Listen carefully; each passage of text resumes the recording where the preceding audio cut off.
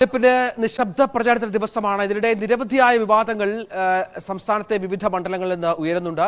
ഇതിനിടെ ചേലക്കരയിൽ നിന്ന് ആയുധങ്ങൾ കണ്ടെത്തി അതിന്റെ വീഡിയോ UDF കേന്ദ്രങ്ങൾ പ്രചരിപ്പിക്കുന്നുണ്ട്. ചേലക്കരയിൽ നിന്ന് ആയുധങ്ങൾ കണ്ടെത്തിയത് കെ രാധാകൃഷ്ണന് അകമ്പടി പോയ വാഹനത്തിൽ നിന്നെന്ന ആരോപണവുമായാണ് UDF രംഗത്ത് വരുന്നത്. CCTV ദൃശ്യങ്ങൾ UDF പുറത്തുവിട്ടു. സംഭവം അതീവ ഗൗരവതരമെന്നും CPM വ്യാപകമായി അക്രമത്തിന് ശ്രമിക്കുന്നുവെന്നും രമ്യ ഹരിദാസ് MP പ്രതികരിച്ചു. എന്നാൽ പ്രചാരണ ബോർഡുകൾ അഴിച്ചുമാറ്റാൻ ഉപയോഗിച്ച ആയുധങ്ങളെന്നാണ് CPMന്റെ പ്രതികരണം. CCTV ദൃശ്യങ്ങളിലുള്ളവരെ വിളിപ്പിക്കുമെന്ന് ചേലക്കര പോലീസും അറിയിച്ചു.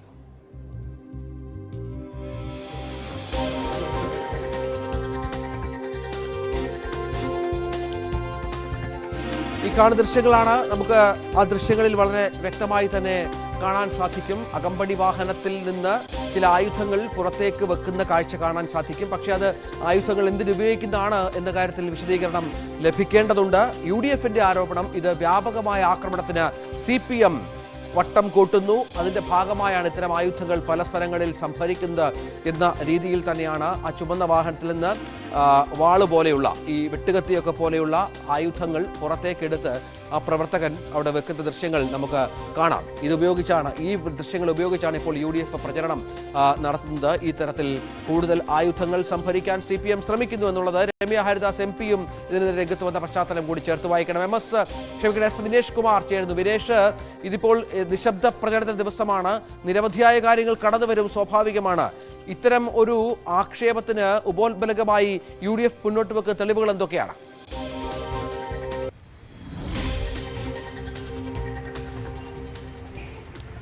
രഞ്ജിത്ത്, ആലത്തൂർ മണ്ഡലത്തിലെ ചേലക്കരയിലാണ് ഇങ്ങനെ ഒരു ദൃശ്യം UDF പുറത്തുവിട്ടിരിക്കുന്നത്. അതായത് ഈ കെ രാധാകൃഷ്ണൻ, LDF സ്ഥാനാർത്ഥി കെ രാധാകൃഷ്ണൻ്റെ തെരഞ്ഞെടുപ്പിന് കൊട്ടിക്കലാശം കഴിഞ്ഞു പോകുന്ന വാഹനത്തിൽ നിന്നാണ് 2 ആയുധങ്ങൾ പുറത്തെടുക്കുകയും പിന്നീട് ആ വാഹനത്തിൽ തന്നെ അത് കയറ്റിക്കൊണ്ടുപോവുകയുമാണ് ചെയ്യുന്ന ദൃശ്യമാണ് UDF പുറത്തുവിട്ടിരിക്കുന്നത്.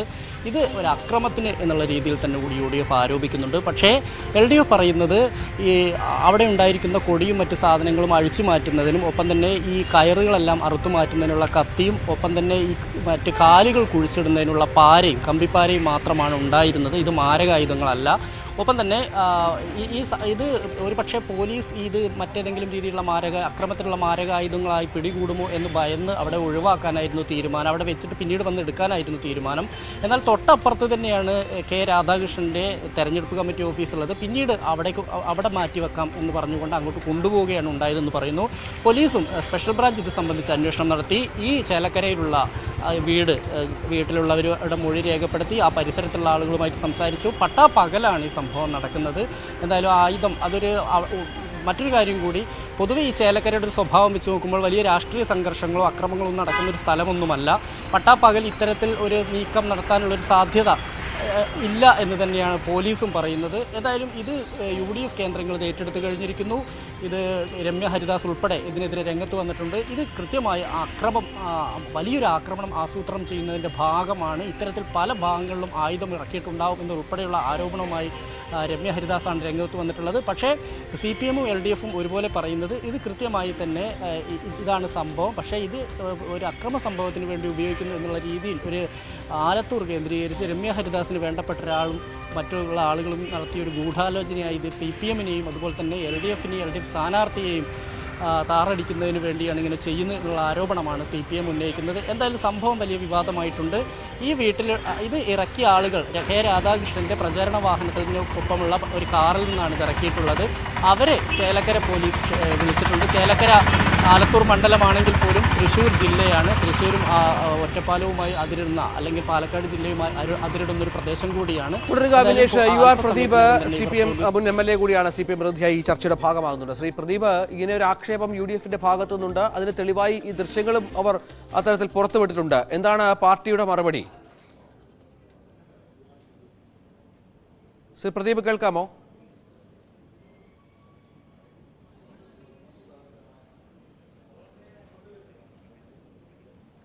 ഏതായാലും വലിയ തോതിൽ ഈ വിഷയം UDF അവിടെ പ്രചരണായുധമാക്കുന്നു. രമ്യ ഹരിദാസും ശക്തമായ ഭാഷയിൽ ഈ വിഷയത്തോട് പ്രതികരിച്ചത് നമ്മൾ കണ്ടു. രമ്യയുടെ പ്രതികരണം അല്പസമയത്തിനകം നമുക്ക് ദൃശ്യങ്ങളായി കാണിക്കാമെന്ന് കരുതുന്നു. രമ്യ പറഞ്ഞു വെക്കുന്നത് വ്യാപകമായി CPM ഇത്തരം അക്രമ സംഭവങ്ങൾക്ക് ഇടയാക്കുന്നു എന്നുള്ളതാണ്. പ്രചരണവാഹനത്തിൽ നിന്ന് ആയുധം പുറത്തിറക്കിയ സംഭവം അതീവ ഗൗരവതരമാണെന്ന് സ്ഥാനാർത്ഥി കൂടിയായ രമ്യ പറയുന്നു. CPM വ്യാപകമായ അക്രമത്തിന് ശ്രമിക്കുന്നു. ഇനി എത്ര സ്ഥലങ്ങളിൽ ആയുധം ഒളിപ്പിച്ചിട്ടുണ്ട് എന്നത് കണ്ടെത്തണം എന്നും രമ്യ ഹരിദാസ് ആവശ്യപ്പെടുന്നു. അക്രമം വ്യാപിപ്പിക്കാനുള്ള ശ്രമം നടക്കുന്നു എന്നാണ്. അതേസമയം CPMന്റെ മറുപടി അത് പ്രചരണ ബോർഡുകൾ അഴിച്ചു മാറ്റാൻ ഉപയോഗിച്ച ആയുധങ്ങളെന്നാണ് CPMന്റെ പ്രതികരണം. CCTV ദൃശ്യങ്ങളുള്ളവരെ വിളിപ്പിക്കുമെന്ന് ചേലക്കര പോലീസും അറിയിച്ച പശ്ചാത്തലം ഇതിനോട് ചേർത്ത് വായിക്കണം. അങ്ങനെ ഈ ചേലക്കരയിൽ ഈ വലിയ പോരാട്ടം നടക്കുന്ന, നമുക്കറിയാം രാധാകൃഷ്ണന്റെ മണ്ഡലമാണ് ചേലക്കര. വലിയ ഭൂരിപക്ഷത്തിൽ ആലത്തൂരിലെ LDF സ്ഥാനാർത്ഥി രാധാകൃഷ്ണൻ ജയിച്ച മണ്ഡലം കൂടിയാണ് ഇവിടെ ഇത്തരത്തിലൊരു ആരോപണം വരുന്നത് CPMന് ഏത് തരത്തിൽ ബാധിക്കുമെന്ന് കാത്തിരുന്ന് കാണണം. രമ്യ ഹരിദാസിന്റെ വാക്കുകളിലേക്ക്. ഇന്ന് വലിയ വിവാദമായിരുന്നതല്ലേ? ഏതാ ദിവസം എനിക്ക് കൃത്യമായിട്ട് ഓർമ്മയില്ല. വലിയ ചർച്ചയായിരുന്നു, വലിയ വിവാദമായിരുന്നു പത്രമാധ്യമത്തിനകത്ത്. കാരണം ഒന്ന് ആലോചിക്കേണ്ടത്, സമാധാനപരമായിട്ട് പോകുന്ന സ്ഥലങ്ങളിലേക്ക് ഈ ബോംബ് നിർമ്മിച്ച് വാളുകളും അല്ലെങ്കിൽ മറ്റു മാരകായുധങ്ങളൊക്കെ ഉപയോഗിച്ച് വരുന്ന ആളുകളുമായിട്ട് സമ്പർക്കം പുലർത്തുക. അവർക്കൊരു പ്രയാസം വരുമ്പോഴേക്കും അവിടെ ഓടിയെത്തണമെങ്കിൽ ഈ മാരകായുധങ്ങൾ കൊണ്ടു നടക്കേണ്ട കാര്യം എന്താണ്? തെരഞ്ഞെടുപ്പിൻ്റെ മണിക്കൂറുകൾ മാത്രം അവശേഷിക്കുകയാണ്. ഇന്നലെ കലാശക്കൊട്ടിൻ്റെ സമാപനത്തിലേക്ക് പോകുന്ന പ്രചരണ വാഹനത്തിൽ ഇന്ന് നിശബ്ദ പ്രചരണം. നാളെ രാവിലെ കാലത്ത് 7 മണിയാകുമ്പോഴേക്കും വോട്ടർമാർ ബൂത്തിലേക്ക് വോട്ട് ചെയ്യാൻ പോകും. ഈ മാരകായുധങ്ങളും കൊണ്ട് നടന്ന് ഏതെങ്കിലും ഒരു സ്ഥലത്ത് വിഷയമുണ്ടാക്കുമ്പോൾ ആളുകൾ നോക്കിക്കാണുമ്പോൾ ഈ ക്രിമിനൽ പശ്ചാത്തലമുള്ള ആളുകളുമായിട്ട് സമ്പർക്കം പുലർത്തുന്ന ആളുകൾ അതേ അകമ്പടി വാഹനത്തിൽ ഈ ആയുധങ്ങൾ അങ്ങനെ സമ്പർക്കം പുലർത്തുന്ന ആളുകൾക്ക് ഈ മാരകായുധങ്ങൾ വാഹനത്തിൽ കൊണ്ടു നടക്കുന്നതിന് ഒരു പ്രയാസവും ഇല്ല.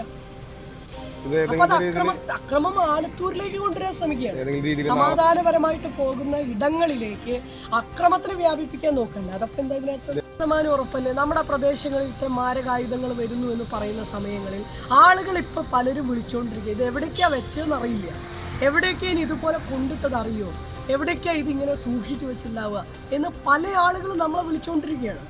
കാരണം ഇത് നിങ്ങൾ വിചാരിക്കും ഇതൊരു ചേലക്കര പഞ്ചായത്തിൽ മാത്രമാണെന്നൊക്കെ കരുതുന്നു. പക്ഷേ ഇതിന് പിന്നിൽ വലിയ ആസൂത്രിതമായിട്ടുള്ള വലിയ നീക്കങ്ങളുണ്ട് എന്നുള്ളതാണ്. ഇത് പോലീസ് അന്വേഷിച്ച് കണ്ടെത്തേണ്ടതാണ്. ഇനി എവിടെയെങ്കിലും ഒക്കെ ഇതേപോലെ മാരകായുധങ്ങൾ ഇവർ സൂക്ഷിച്ചു വെച്ചിട്ടുണ്ടോ? ഇന്നലെ ഈ റോഡ് ഷോ പോയത് മുതൽ ഉള്ള വിവിധ ഭാഗങ്ങളിൽ ഇങ്ങനെ ഏതെങ്കിലും വാഹനങ്ങൾ നിർത്തി ഇത്തരം ആയുധങ്ങൾ എവിടെയെങ്കിലും ഒളിപ്പിച്ചു വെക്കുന്നതിന് നേതൃത്വം കൊടുത്തിട്ടുണ്ടോ എന്നൊക്കെ വിനേഷ് കുമാർ തുടരുന്നുണ്ട്. വിനേഷ്, ഇതാണ് രമ്യ ഹരിദാസിന്റെ ആരോപണം. CPMന്റെ വിശദീകരണം ഇത് അതായത് ഈ പ്രചാരണ ബോർഡുകളും മറ്റും അഴിച്ചു മാറ്റാൻ ഉപയോഗിക്കുന്ന ആയുധങ്ങളാണ് എന്നുള്ളതാണ്. ഏത് തരത്തിലുള്ള ആയുധങ്ങളാണ് കണ്ടെത്തിയിരിക്കുന്നത്? ഗൗരവതരമായി ഈ വിഷയം അന്വേഷിച്ചു തുടങ്ങിയോ പോലീസ്?